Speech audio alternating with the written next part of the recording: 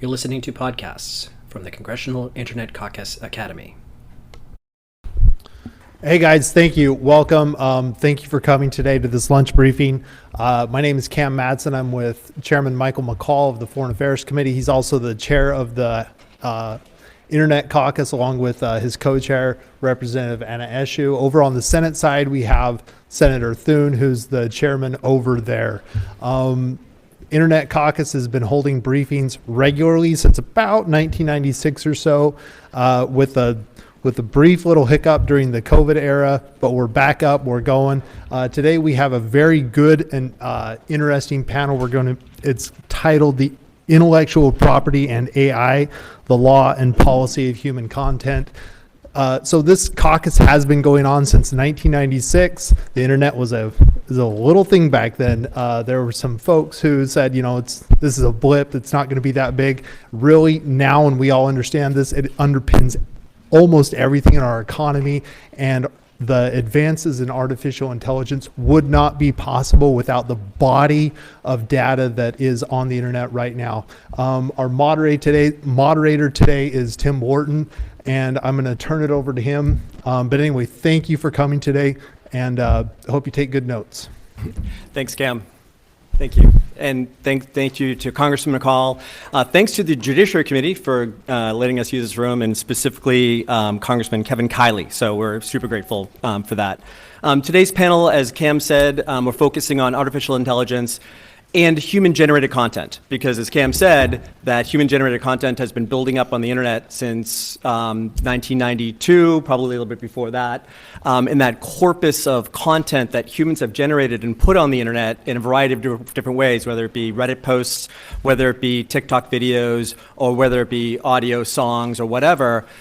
All that content that's generated by humans has been used to train these large language models, these artificial intelligence models, and the term large language models means they're created by training on large language data sets.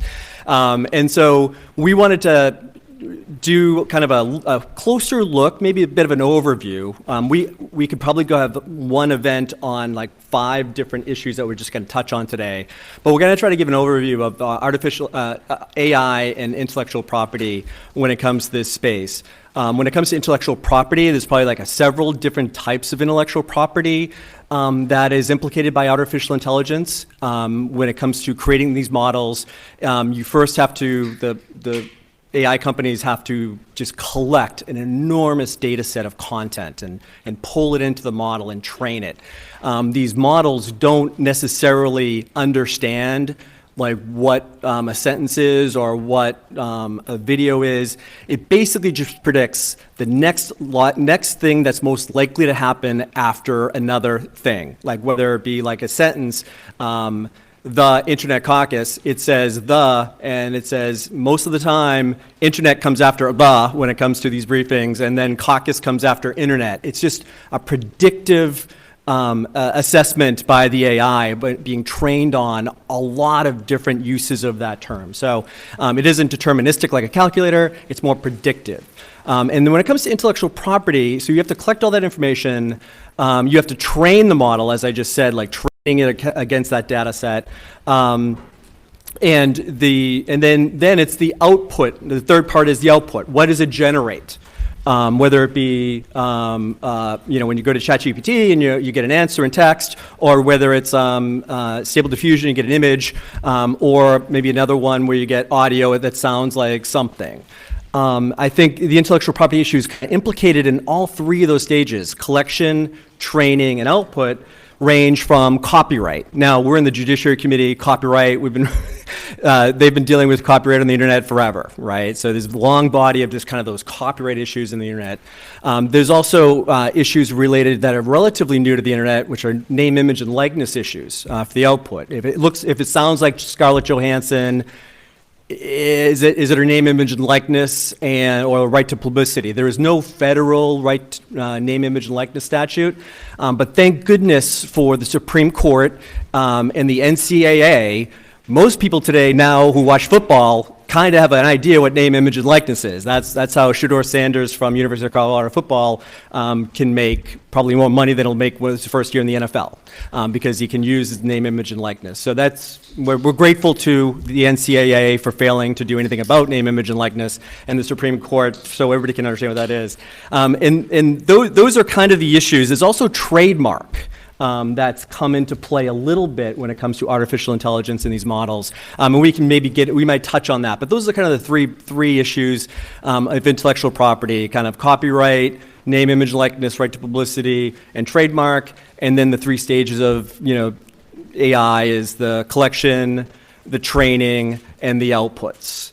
Let me just get to the panel. Today we have Brendan Butler, who's down at the end, and Brandon is the Executive Director of the Recreate Coalition. Josh Rogan is the Senior Vice President for the Motion Picture Association, and then Nick Garcia, to my right, is the Senior Policy Counsel at Public Knowledge. And so let's kind of start with the first question, which is, there's a bunch of different pieces of legislation there, and we're not going to go all over them. There's also a ton of issues in the courts. There are lawsuits all over the place. The New York Times has a lawsuit. Sarah Silverman had a lawsuit. I probably can't even, there's like a dozen or so that are very prominent cases. Let me just kind of lay the table. Should we be thinking about? I talked about kind of text generation, audio, and then video. Should we are they all the same when it comes to artificial intelligence, or should we think about audio, text, video, audio-video as separately, or are they all the same when it comes to artificial intelligence policy? I'd be happy to start on that. It's a great question because everything is getting smashed into one bucket right now. Artificial intelligence means a lot of different things to a lot of different people. Even generative AI and these machine learning technologies is an overbroad bucket in some sense. And so when we're talking about these different forms of media, whether that's text or audio or video or images, I think it is really important to keep in mind that there's different issues here, both in terms of the technology, because there's different models and different training techniques that are used for different things. So the diffusion models used to create image models or multimodal models is different from the transformer technology that's used to create large language models. So there might be different copyright implications from how that technology actually operates. And you also have very different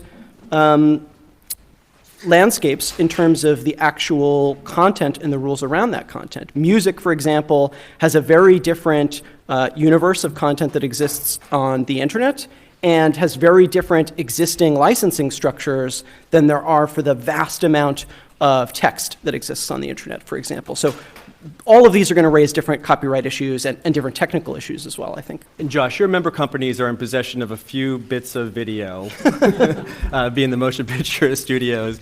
How do you look at the different types of content and? Sure. No, I appreciate it, and appreciate you hosting this event. Is this on?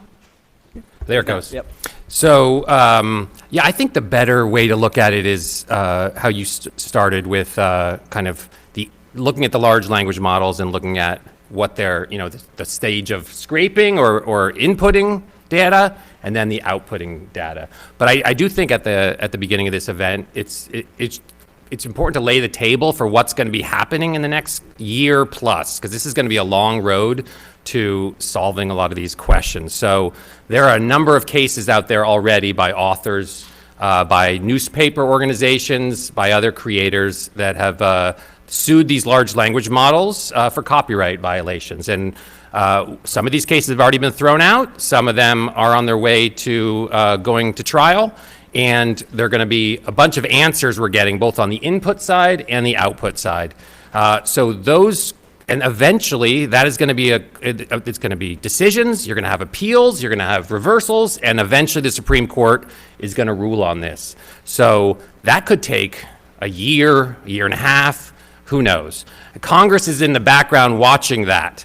And it's really hard to legislate on copyright issues, as it is hard to legislate on almost any topic, but copyright is very complicated and there's a lot of stakeholders. So essentially Congress is going to view how those decisions come out and whether or not they like them or not. And then that's going to start the congressional process. Do they like where the court landed with copyright? Is copyright fit to purpose for these big AI questions for large language models? Or are there other rights or laws that need to be looked into? And I'll just mention, and I hope we can talk more about it, but their proposal like the Copied Act from Senator Cantwell and Blackburn, which is not copyright law, but it's a bill that would require watermarking or provenance information, and then potentially that provenance information could be used to keep them out of data sets. So that's not copyright law, but that's another way that Congress might respond to these challenges. Great. So let's kind of look at the collection side of it. You had mentioned the watermarking to kind of maybe modulate the collection by different companies. There's also just a huge corpus of content on the internet, on internet headers on our website. We could put in robots.txt header to say robots can scrape our site, or no, don't scrape our site, and ingest the content. And then there have been cases about whether scraping is allowed and whether that's fair use. And there's cases on whether or not when Google actually, or any search engine, whether it be DuckDuckGo or Bing, takes content from the internet and says, when I type in a search for something, it says, here's what you're looking for, because they've ingested that, they've kind of crawled it, they scraped it, and then they give me a snippet of what I'm looking for in my search results. There's a case, a longstanding case, an important case on the internet, Field versus Google, and there's some fair use cases. Can maybe Brandon talk about fair use? And from a legal perspective, fair use isn't an affirmative right.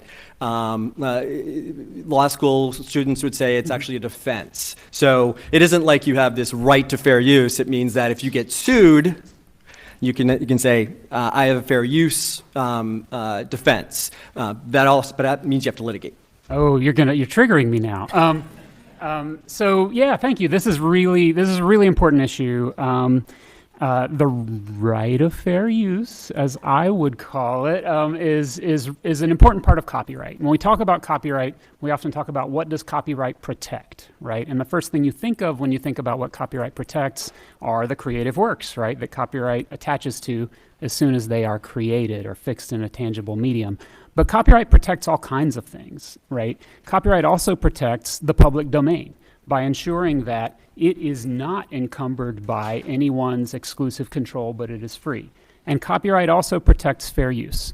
Fair use is the right that we all have to use, to copy, to collect, and in the case of search engines, right, to crawl the internet and make copies of millions and millions and billions of internet pages every day in order to create a tool that does something new and different, right? It doesn't replace those websites. No one goes to Google instead. They go to Google to find the website, right? And so when you take information that is part of a copyrighted work and you analyze it, and you create new information. These are the most important websites about a topic, right? That's new information. That's what copyright is all about. Copyright encourages the creation of new information.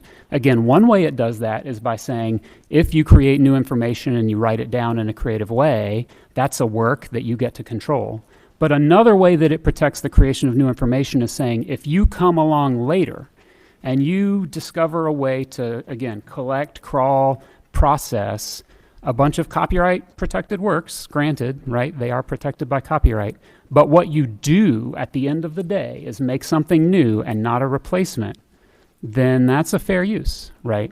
And that's solid case law. So we've sort of been down this road. Field v. Google is a case, Perfect 10 v. Amazon. There was a whole bunch. It was just like right now when everyone got wind that this is how internet search works.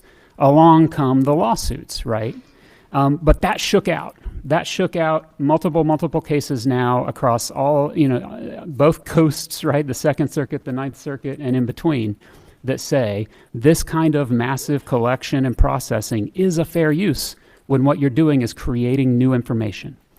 So that's sort of the status quo. In between Perfect 10 and Field versus Google, Was that use, the use that they claim fair use, was that for providing search results and things like that? Or is this a different type of use of that content? That's the question, I think. Yeah, so I mean, there were multiple, so the lawsuit sort of covered the water of different things that a search engine does. So there's the collection part, you copied my website without asking.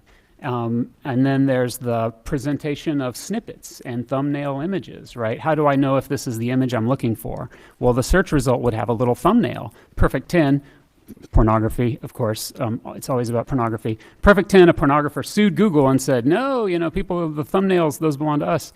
The court said, no, that's a way for people to tell, is that the image I'm looking for? Then they click on that and they go to the place they're trying to get to, right? So we've surveyed a lot of different elements of how this technology works, and it's all been found to be fair use. So we've got a pretty strong body of case law for internet search. And I would just say that the courts are going to have to decide whether or not the searching on the internet is the same as absorbing it all and spitting it back out. So I think we do have case law, but I think this is a novel question. I think these are going to be, we could have courts going different ways, and it's hard to fit this new massive, vacuuming up of data and spitting it out into the current copyright regime, just because it's so more massive and different. So that's what the courts and Congress are going to have to wrestle with. So you're saying that's a different use than providing search results or thumbnails, taking an entire movie, taking entire, like all of Reddit, into train a model is a different type of use than's contemplated by Perfect 10 and Field. I think this is a novel, new question before courts, and I don't know if they're going to follow the line they have followed. It's different, and I think judges are being more bold in the tech space in general. There's one thing that I don't quite know, and I don't mean to ask an engineering question, but whether it be text content or audio or video and audio and video, as these things get pulled into these models, there's an engineering question about what is actually being pulled in. Is it the actual, as I said earlier, the AI doesn't think and read and understand. It's looking at just bits of data, and whether it be a facial recognition, like when you go to facial recognition, you don't scan the actual person's face, but it's just data points, and so it's not the actual. So there's an engineering question. Does anybody have comment on that, or why that might be different? Yeah, I think it's important to have a very clear idea of what we're talking about with these models, because it does affect our copyright analysis. And I think the thing here that's most significant to me is that when these models are operating on all of this copyrighted material that comes in, to your point, Tim, is that what is happening is it's mapping these kind of mathematical relationships between all of the pieces of data. It breaks everything apart, and then it looks at how all of these parts are related to each other.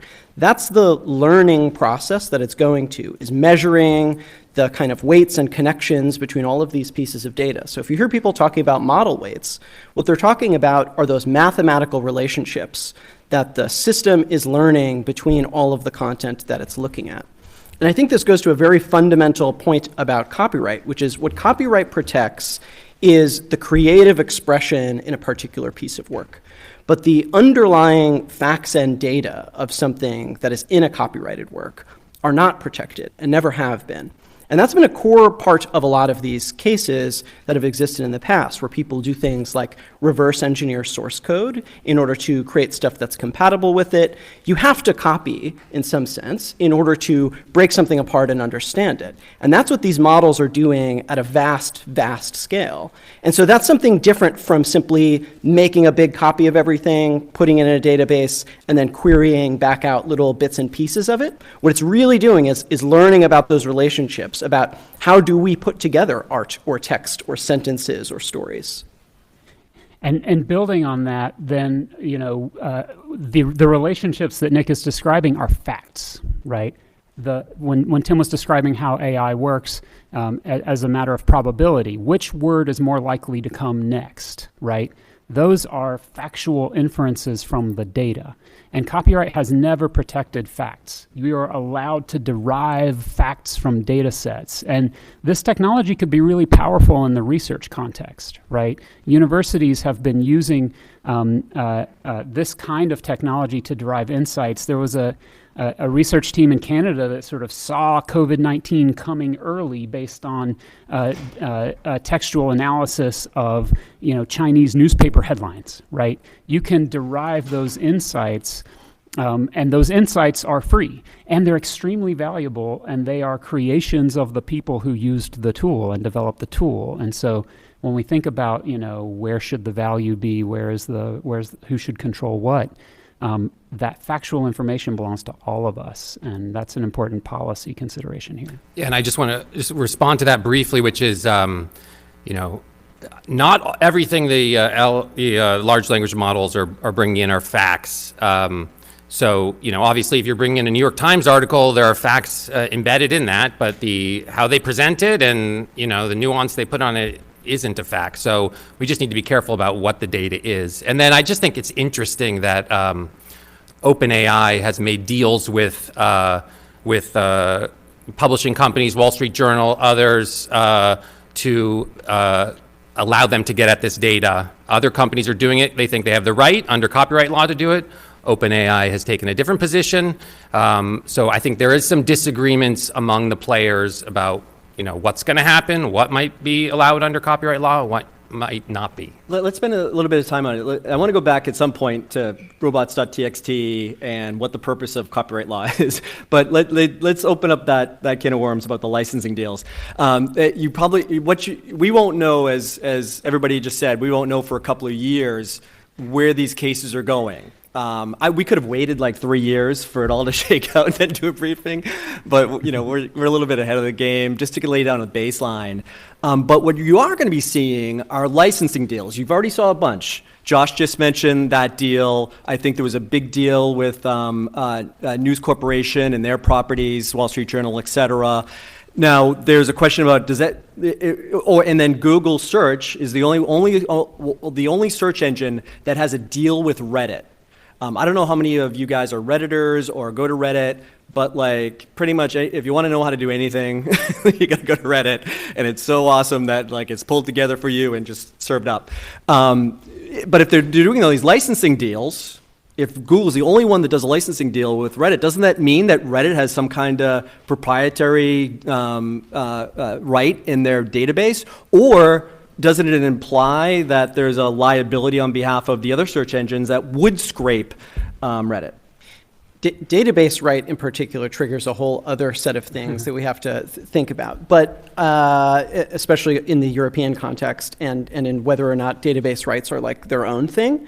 But in terms of their ownership of material, it's a really interesting question. And the very interesting thing about these licensing deals to me, and so it's interesting opening that can of worms a little bit, is that we don't really know what these licensing deals are about. Like you laid out at the beginning, I think that this model of talking about data collection, training, and outputs is very important because there's many different intervention points at which you might want to plug data in at different levels, or why you might need intellectual property rights or licenses at those 3 different steps. You might be getting a license to do the collection or getting access to simply do the collection in a legal way. You might be trying to get a legal license to do training because you think maybe you need that. I think you probably don't, but or you might actually be looking at the output step and saying, we want to have inputs into this output step where we want to refine these results, or we want to be able to use specific components that might raise some copyright questions, and we want to have a license for those outputs. So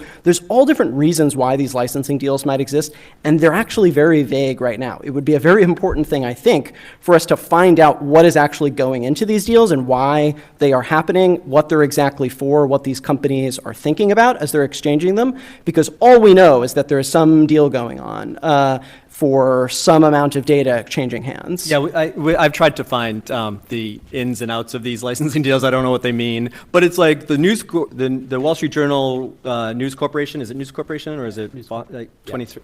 I forget what they call that company now. That was like $500 million. Do you spend $500 million if you don't need to, Josh? No, it's a really good question, and I think the data question is really important because you want you want good data, you want the results to be reputable and correct, and so you want some of this top tier data from reputable newspapers is important to include. If you're only having older data, I think I saw that, white men are responsible for most of the information on the internet. So if we're using bad data, you're going to get bad results. So these are important questions, and it's like a plane has already taken off and these models are already operating. And I tried to do a search in one of them a couple days ago for the political question, and they wouldn't let me ask that question, which is just interesting. We're still in the really beginning stages of this. So I wanted to go back to robots.txt. And that raises the questions of like how can, whether it be a website or a social media company or a video site or an audio site, how can is there anything they can do under existing law to say, don't ingest or train on my data? Is there anything they can do? What happens with robots.txt, which says, don't scrape me, bro, basically? And is that just like a suggestion, or like it would be nice, or is there some kind of rule when it comes to how the internet works or how the law works? And is there something that Congress could do to make that rule more strong? So I'll say, I'll start. There's no copyright rule to that effect, and I would say that's a good thing. This is actually a really, really, really old issue. Back in the days of, department stores selling, dime novels, there was a case where the printer of the novel had put a little legend on the inside that said, nobody can buy this for less than $1, right? And, the department store sold it at a discount, and the publisher sued. And the court said, well, I'm sorry, once you have sold that copy to the department store gets to decide what to do with that copy, right? That's the first sale doctrine. And once you own a copy, the fact that there's magic words written on the inside isn't magic. It won't prevent you from doing what you want with your property, your copy that you own. Similarly, when a web crawler encounters a website on the internet, it's there. It's available. It is accessible. It's been made available. And there's no magic words you can put on the website that's going to trigger a new copyright obligation to prevent you from using that website. And I want to say that's a good thing, because without that, we wouldn't be able to do research, right, on the internet. Researchers would be stopped from crawling websites in repressive countries, right, where there's all sorts of ways of suppressing information. But the copyright law doesn't let you sort of opt out and say, actually, no, nobody gets to do fair use with this item, right? So that's not the way that copyright law works. There are other mechanisms, though. There's contract law, right? So, and this gets back to this question about deals. Why would you do a deal with someone like News Corp? Possession is 9/10 of the law, right? Like if you have custody of your data and no one can get to it, you can control it. And lots of data is in the hands of these folks, and literally they can, they can provide the AI companies with more and better access than would be available on the open web. Before I let Josh go, so you put up robots.txt, like, don't scrape me, bro. No robots scraping. Anybody's free to just blow past that? Under copyright law, yes. No, and I think, which is why I said earlier, is that if copyright law isn't fit to purpose for this question, then Congress might respond. So, so that's why this Copied Act is not copyright law. It is a new idea that, you can put provenance information, and then you can determine who can use that under the law. So those are what's coming if lawmakers aren't satisfied with how copyright law satisfies these questions. Well, let me just I'll let you go back, but you're raising the question about what is the purpose of copyright law, right? Like, why is there a copyright law, which is kind of in the Constitution? Don't throw anything at me if you don't disagree with that, because this issue gets really heated. And the last time, Congress has really dealt with internet copyright, and again, don't throw anything at me if you disagree with me, which, as Cam noted, was 2 years after the creation of the Congressional Internet Caucus, right? The Digital Millennium Copyright Act. That was really the last time Congress has really addressed internet copyright. You could say the Music Modernization Act is a little bit, maybe, but generally that happens to be generally true. And the idea for copyright is, again, I'm in the Judiciary Committee room, so if I misspeak, I'm in real trouble, is to kind of incentivize people to create creative works. And if we're in this era of, AI is just training on massive data sets of human-generated content, what is the incentive going forward for humans to keep generating content? And what the 30,000-foot question is, like, what impact, writ large, will have this entire new space have on human creativity? People have been talking about, like, oh, it's super awesome, there'll be more human creativity, but ultimately these data sets, who will be contributing to them? And that's the question. Yeah, I love this question because I love talking about the super high-level reasons for the Yeah, we went from concept of copyright. robots.txt to... Yeah. The future of humanity. And I think that something that's really important about this is when you talk about copyright, it is excellent to focus on, it has two core purposes. It's that incentivization to create, giving people these limited rights for this period of time so that they can reap some return on their creative work. The other main purpose of copyright is to create a broad public domain that ultimately these works flow back into. That's the purpose of it being explicitly limited in the Constitution. Because what we want to do is incentivize people to create. That way we can have this very broad shared corpus of human knowledge. That's what the internet became very quickly. And I think we've seen that we don't need to do a tremendous amount to incentivize people to create.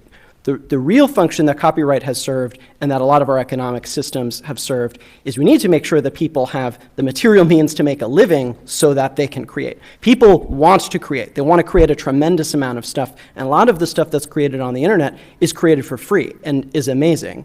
And so this brings me back to some of the earlier stuff about why would you do this deal? What is the cost? And also this great point that Josh brought up of inclusion in these data sets and in these models.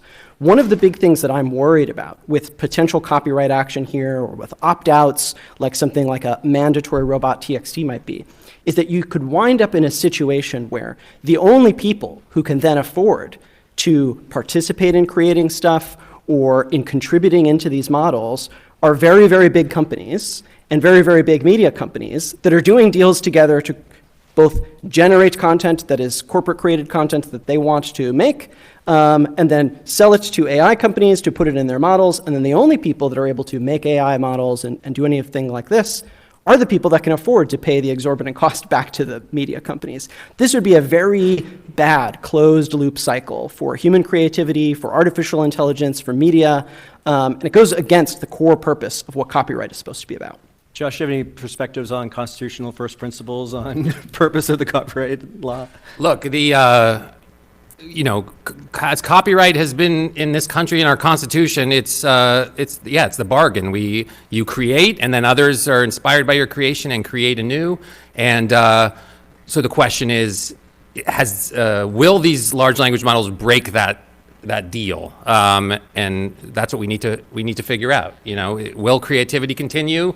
Part of humanity, or is these new giant tools going to interrupt that cycle?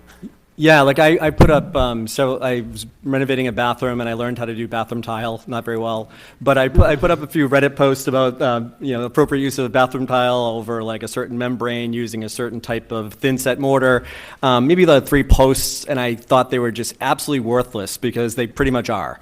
But if you take all those posts of people putting up worthless stuff on Reddit or other websites, taking it as a whole, right? All those little bits of information about thin set mortar by a total amateur, taken as a whole, thrown into these large language models, that becomes incredibly valuable, hence the licensing deal, right? What what incentivizes people, like Reddit looks like they made money. I assume whoever licensed that content is going to make money on the AI models. But what about me and my thin set mortar posts? Are you going to stop?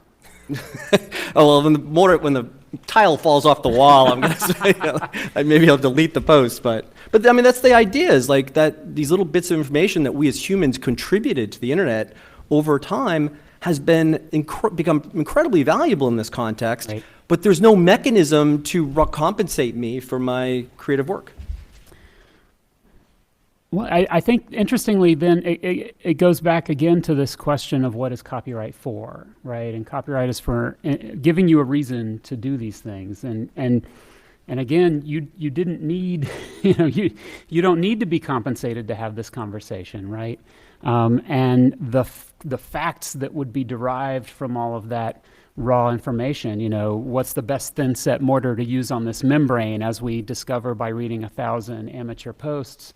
Those belong to all of us. And we've been down this road. There were cases in the early 90s about telephone books and other forms of databases.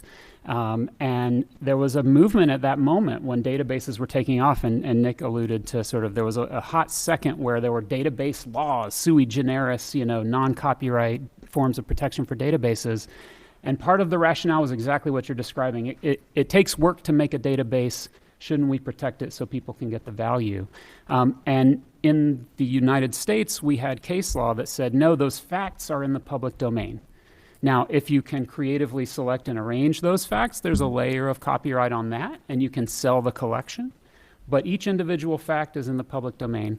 And in Europe, they went a different way. They decided to have a database right.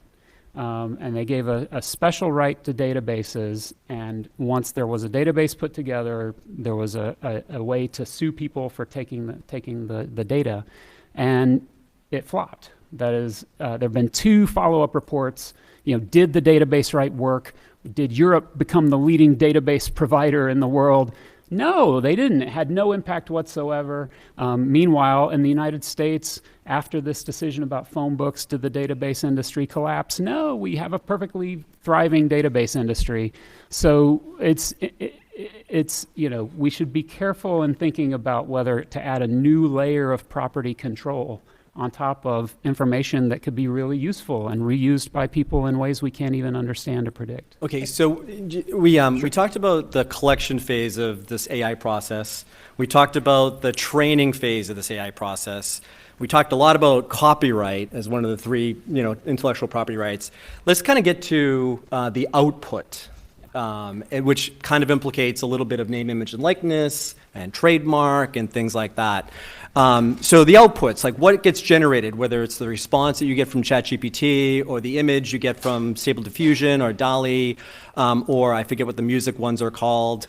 So the Copyright Office has basically said, and you guys can expand on this, is basically the output of one of these AI large language models is not copyrightable because it isn't a human actually creating that content. It's the same concept as like if a monkey stole my camera and took a photo of itself, I couldn't claim copyright on that. Actual case. Actually, it did happen. Literally folks. happened. It literally happened.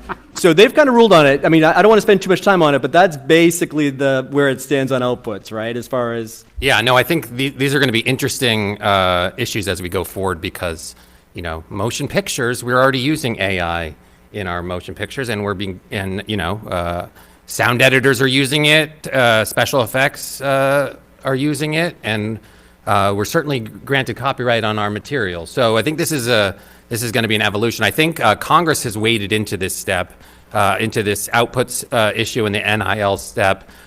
There's a bill called the No Fakes Act, bipartisan, bicameral bill sponsored by Senator Coons and Blackburn, Tillis, among others, and that would essentially give everyone a right in their own property right in their own digital replica. So this would protect singers from having their voices stolen, actors from having their images taken without their compensation and credit and pay, and it would protect everyone, young women in high school that are having this terrible pornographic images circulated. So MPA has endorsed this bill. We think it's the right approach, and it has the right constitutional protections in it that allow us to keep making the movies we're making, and at the same time give people a right over their own images as they come out. Yeah, it has a broad group of supporters in the artistic community, and then also OpenAI and IBM as well. So, on the outputs, we think that's a really good way to protect people, give them a right over their own images, and accommodate for the constitutional protections. Yeah, this is also similar to Scarlett Johansson's voice being used as an AI, chatbot like her. Even though that might not be a case, that's more of a, we're not sure where that's going to go, but that's the issue. Nick, Brendan, how do you feel about the No Fakes Act? We're calling them some digital replicas, is that what we're calling them? Yeah. How do we feel about that from a constitutional perspective? So just to go back first super quick to the copyrightability thing, in terms of whether or not these outputs should be protected or can be protected, I think we'll see some evolution on this thinking very soon. I think the best comparison for this is photography, which seemed like a very mechanical reproduction kind of a thing, that people were very skeptical of how to do protection or consider protection, and it's arguably perhaps overprotected right now. But I think we might develop language about how to think about, is there some component of human authorship or contribution to AI works, especially, as Josh was saying, when you're combining it in with a lot of other things. And there's no federal name, image, and likeness statute, right? There's There's a lot of right of publicity statutes in the states, but not every state, but most have it, and that's dealing with commercial purposes. You can't take someone's image and use it for commercial purposes. Right. That's already illegal. And some of them have some of the different state statutes differentiate between image and audio, and the different patchwork of different state rights of publicity and name, image, and likeness are all different, right? Yeah, and on the name, image, likeness, and digital replica stuff, where we're talking about deep fakes or reproductions of someone that it's their voice model or it looks like them, I think we have a whole separate set of issues. The way that we are thinking about this right now is we have 3 sets of potential harms that we have to really worry about.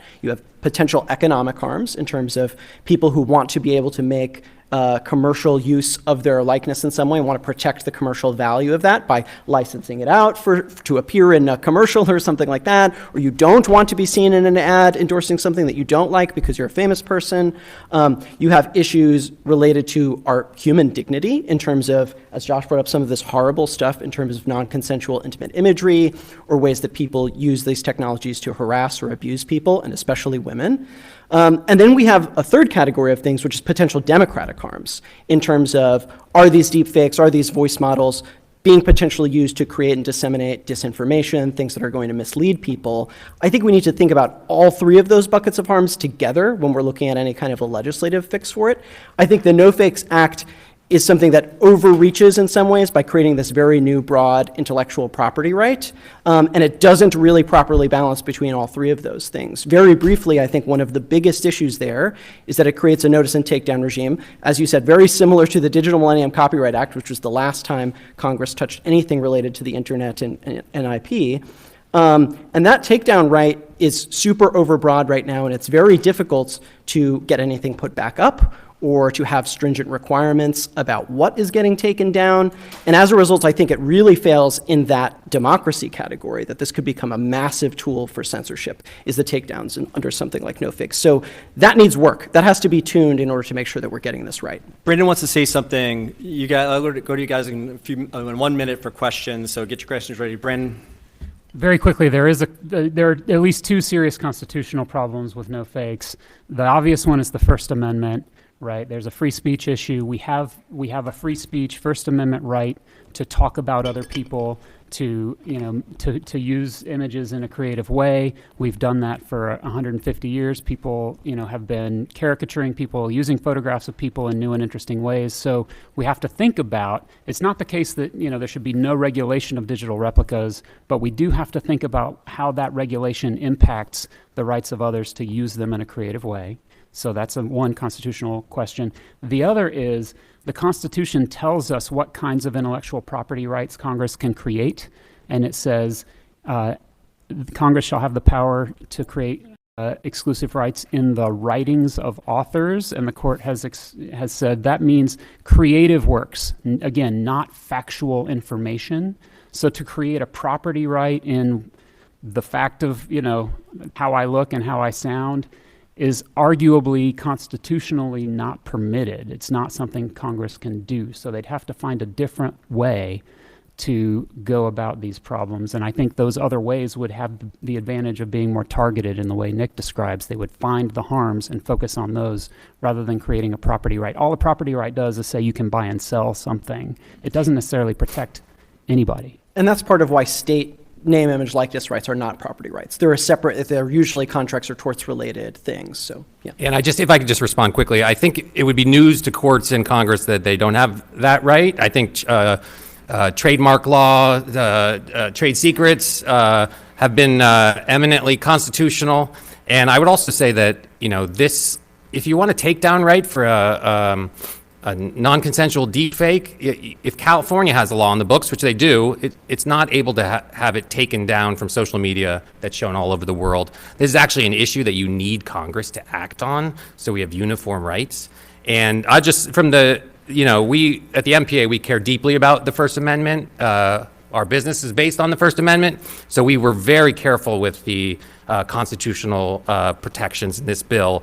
And the ban does not include when the replicas are used consistent with the public interest in bona fide commentary, criticism, scholarship, satire, or parody.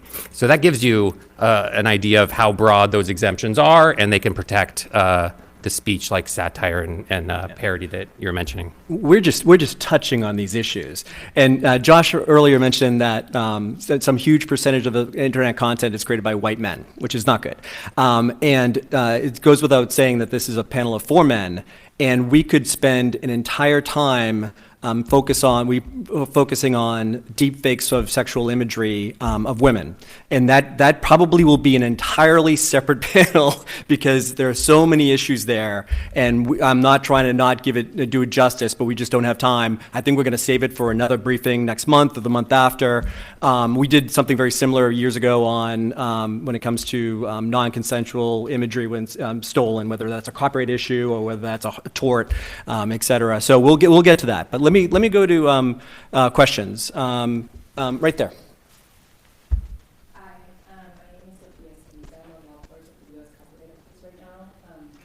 My question is, I think, kind of sits on top of the conversation about no face. But I'm wondering how your different roles, individuals you're thinking about as a case lawsuit against the Trump campaign and like some of the lawsuits that come from musicians and Susie the Six Letters, watching copyright infringement, and they don't want their music used. Like for sale and Right. Copyright control things, but obviously it's dignity, dignitary interest in the work. So I'm curious how you're thinking about those lawsuits as well. Yeah, those are interesting lawsuits, but there's an automatic right to to play music, and there's not. In Europe they have like moral rights sometimes that go along with their property rights, but in this country, unfortunately, you got an automatic license to play a song, no matter who's playing it. So they are being paid, but there's a reason they're sending cease and desist letters instead of lawsuits. I think it's a good example of how copyright can serve as a really big hammer, and a tempting one. That people want to go lean on using intellectual property and copyright when they see something going on that they don't like in the legal system. And I think we're seeing that right now with the AI. It goes to what Josh was saying about, is copyright fit for purpose here?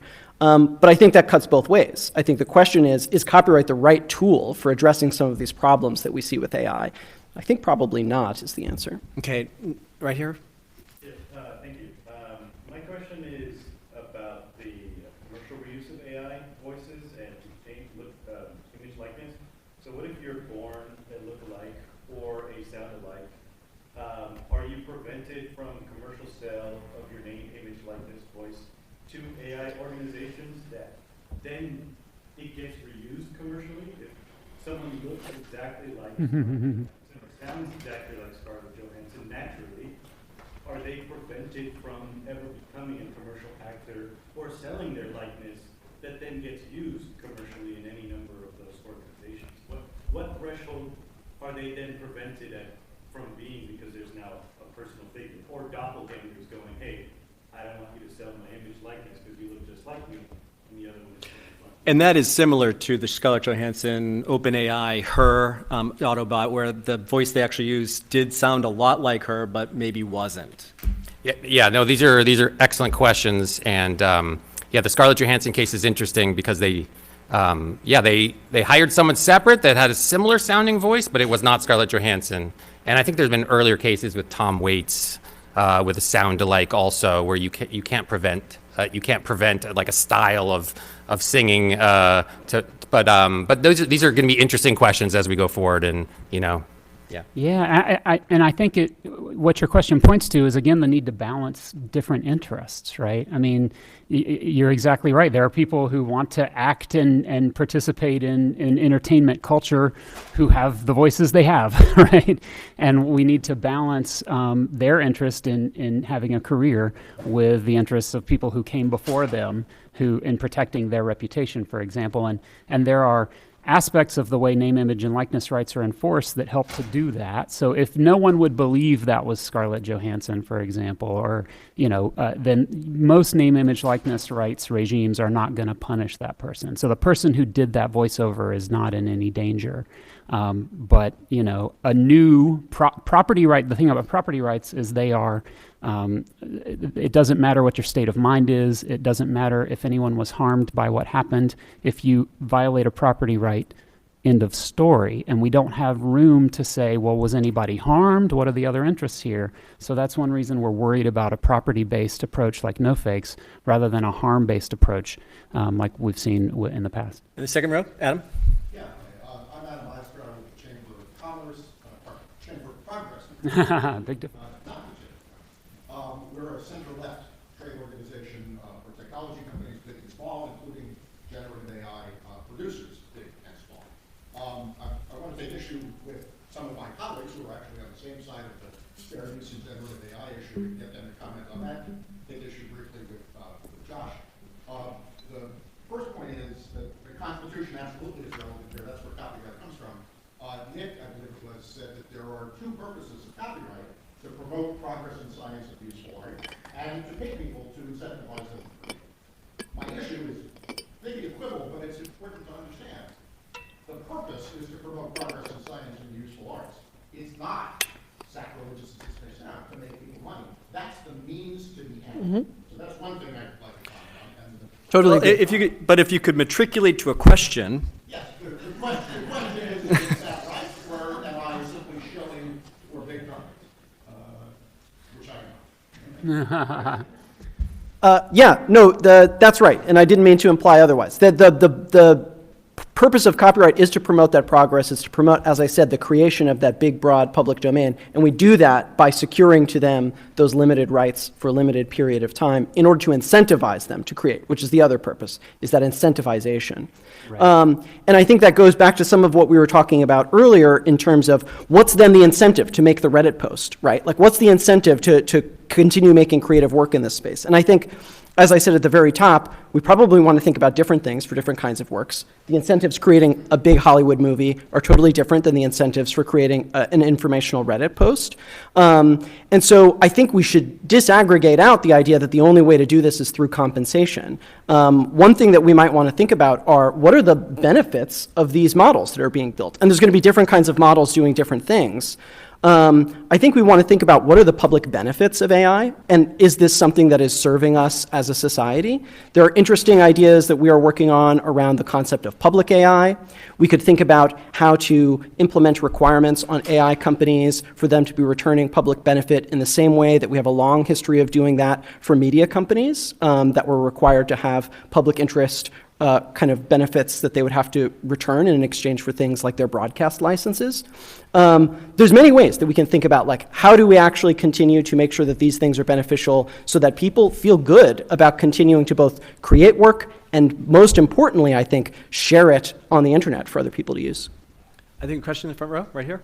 Hi, so I'm Maya with the Very Working Opportunity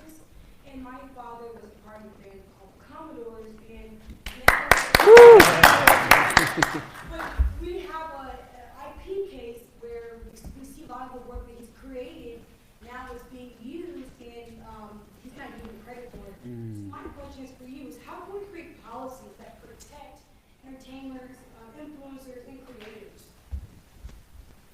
Yeah, I think, that's what's motivating a lot of the No Fakes Act, is to give people control over their images. And then, as we were saying, these are the questions that we're considering, like with the Copied Act, which I keep mentioning just because it's an interesting counterpoint, which is that would give people more control over their music in your case, and that wouldn't be able to be used within some big AI music making machine. So these are the exact issues we're talking about, and whether you pull out things out of the data set or not, these are issues that Congress has got to decide. And I think it's worth, actually, when we're winding this up, is Congress capable of doing the big things? Is Congress even capable of legislating on AI?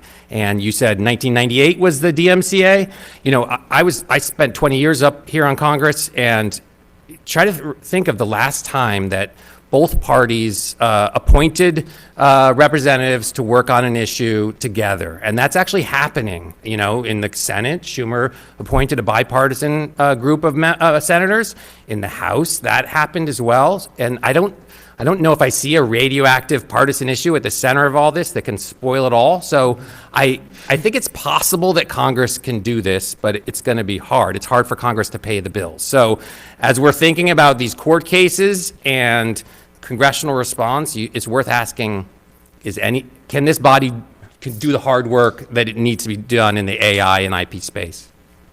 I want to add one more thing, and it also goes back to the Isaac Hayes And that better question. be put the Commodores on your playlist. After you put the Commodores on your playlist, the ways that musicians are often harmed, right, in the music business is that their rights come out of their hands very quickly and are dealt with in ways that they don't approve of, right? Creating a property right, as No Fakes does, that's licensable and saleable does not necessarily mean then that the people who get that right at first will be well served in the long run. So the disputes like the ones you're describing, it's often the case, right, that a manager, a record label, somebody down the line sort of fair and square got a hold of the rights at issue, and the debate now becomes, was that fair and square? Who holds the rights? Can I stop them? And it's not necessarily the case that the existence of a property right is going to answer that question the way that we think it should. And similarly for the Isaac Hayes question, I think part of what's happening in that litigation is the question is, you know, did Isaac Hayes agree to have his songs played in that context or not? And as historically, it's exactly as Josh described. Typically, artists have not had much control over that.